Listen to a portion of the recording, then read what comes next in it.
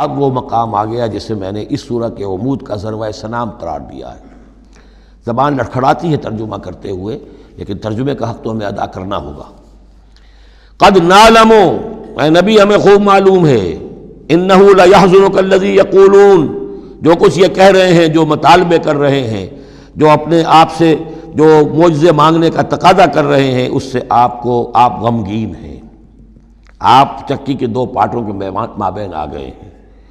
اب اس پر کیا جواب ہے؟ پہلا جواب تو یہ ہے فإنہم لا یکذبونک، اے نبی وہ آپ کو نہیں جھٹلا رہے، ولکن الظالمین بآیات اللہ یجحدون، بلکہ یہ ظالم اللہ کی نشانیوں کا انکار کر رہے ہیں، قرآن کا انکار کر رہے ہیں، ہمارا انکار کر رہے ہیں۔ آپ کا انکار کب کیا انہوں نے؟ غور کیجیے، اس پر یہ سمجھانے کا انداز ہے۔ آپ کو جھوٹا کہا؟ نہیں کہا۔ آپ کے اوپر کوئی تہمت لگائی؟ نہیں لگائی۔ تو آپ کی تو تکذیب نہیں ہے، تکذیب تو ہماری ہو رہی ہے۔ غصہ آئے تو ہمیں آئے، جھنجھلاہٹ آئے تو ہم آئے، ہمارا کلام ہے، ہماری کلام کو جھٹلا رہے۔ آپ کا کام تو یہ ہے کہ ہمارا کلام پہنچا دینا ہے، اپنا پیغام پہنچا دینا ہے۔ اب دیکھیے درجہ بدرجہ بات آگے بڑھے گی۔ یہ تو ہوا سمجھانے کا انداز، جیسے کوئی شفیق استاذ ہے وہ اپنے شاگرد کو سمجھا رہا ہے۔ ظاہر بات ہے الرب رب وإن تنزل والعبد عبد وإن ترقى فإنهم لا يكذبونك ولكن الظالمين بآيات الله يجحدون۔ توہین تو ہو رہی ہے، تو ہماری آیات کی ہو رہی ہے۔ نمبر دو بات وَلَقَدْ كُذِّبَتْ رُسُلٌ مِّن قَبْلِكَ، پھر یہ بات بھی ہے آپ سے پہلے بھی رسولوں کو جھٹلایا گیا، فَصَبَرُوا، انہوں نے صبر کیا، عَلَىٰ مَا كُذِّبُوا، جتنا جھٹلایا گیا انہوں نے صبر کیا، وَأُوذُوا، انہیں ایذائیں پہنچائی گئیں، حَتَّىٰ أَتَاهُمْ نَصْرُنَا، یہاں تک کہ ہماری مدد آ گئی، وَلَا مُبَدِّلَ لِكَلِمَاتِ اللَّهِ، اور دیکھیے نبی، اللہ کی ان کلمات کو بدلنے والا کوئی نہیں۔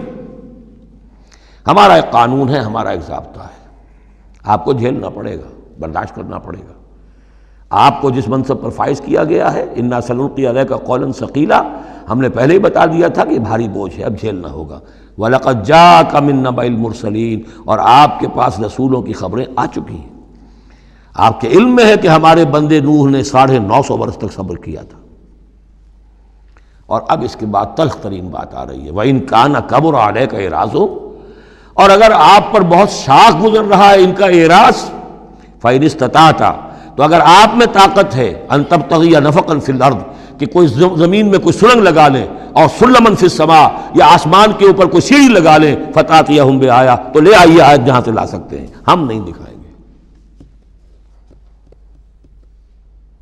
کس قدر انداز جو ہے حضور صلی اللہ علیہ وسلم سے گفتگو ہو رہی ہے۔ ان استطاعت، طاقت ہے تو لے آؤ، ہم نہیں دکھائیں، ہمارا فیصلہ اٹل ہے۔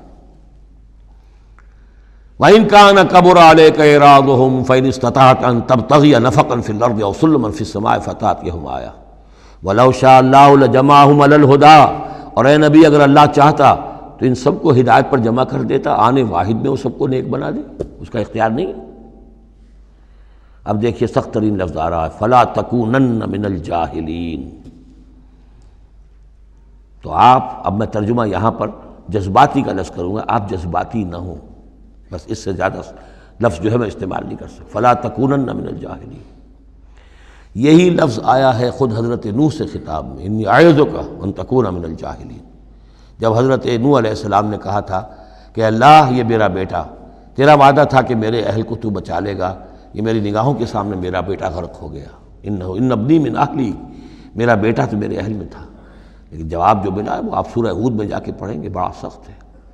950 برس تک جس اللہ کے بندے نے چاکری کی ہے اللہ کی، اللہ کے دین کی دعوت پھیلائی ہے، محنت کی ہے، مشقت کی ہے، لیکن یہ بات بھی اللہ کی شان جو ہے بہت بلند ہے، بہت بلند ہے، بہت بلند ہے۔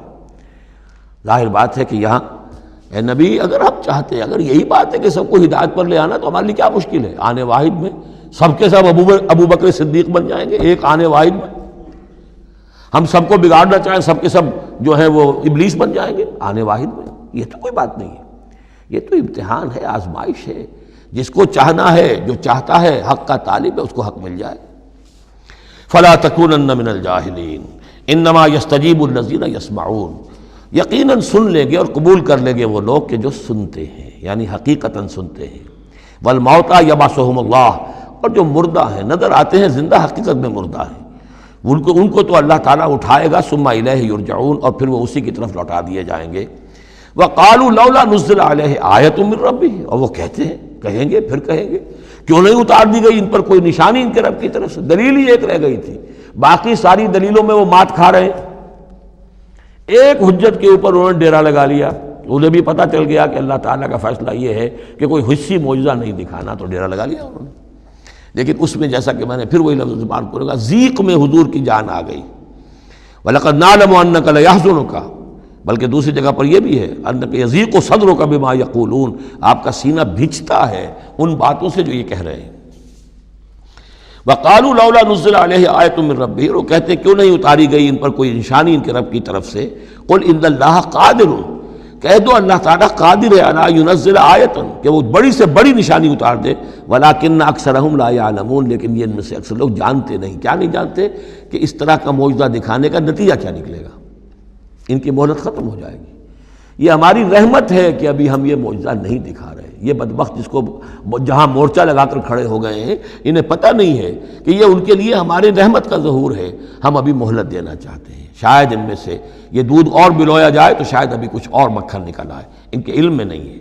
وَمَا مِن دَابَّةٍ فِي الْأَرْضِ وَلَا طَائِرٍ يَطِيرُ بِجَنَاحَيْهِ إِلَّا أُمَمٌ أَمْثَالُكُمْ، اور نہیں ہے کوئی بھی چلنے والا زمین پر، کوئی بھی جانور اور نہ پرندہ جو اپنے دونوں بازوؤں کے اوپر تیرتا ہے اور اڑتا ہے، مگر وہ بھی تمہاری طرح کی امتیں ہیں، ان کے اپنے نظام ہیں، ان کے اپنے لیڈر ہوتے ہیں، چیونٹیوں کی بھی ملکہ ہوتی ہے، شہد کی مکھی بھی ملکہ ہے، ان کا ایک پورا کا پورا نظام ہے۔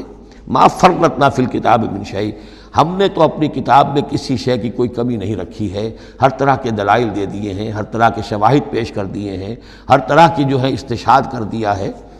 ثم الی ربہم یحشرون، پھر یہ اپنے رب کی طرف لوٹائے جائیں گے، جمع کیے جائیں گے، وہاں ہر ایک کو اپنے کیے کا پورا بدلہ مل جائے گا۔ والذین کذبوا بآیاتنا، اور جو لوگ ہماری آیات کو جھٹلا رہے ہیں، صم و بکم فی الظلمات، وہ بہرے اور گونگے ہیں، اندھیروں میں بھٹک رہے ہیں۔ من یشاء اللہ یضللہ، جس کو اللہ چاہتا ہے اس کی پھر گمراہی کے اوپر مہر تصدیق ثبت کر دیتا ہے، اس کی گمراہی کا فیصلہ کر دیتا ہے۔ ومن یشاء یجعلہ علی صراط مستقیم، اور جس کو چاہتا ہے اسے سیدھے راستے کے اوپر لے آتا ہے۔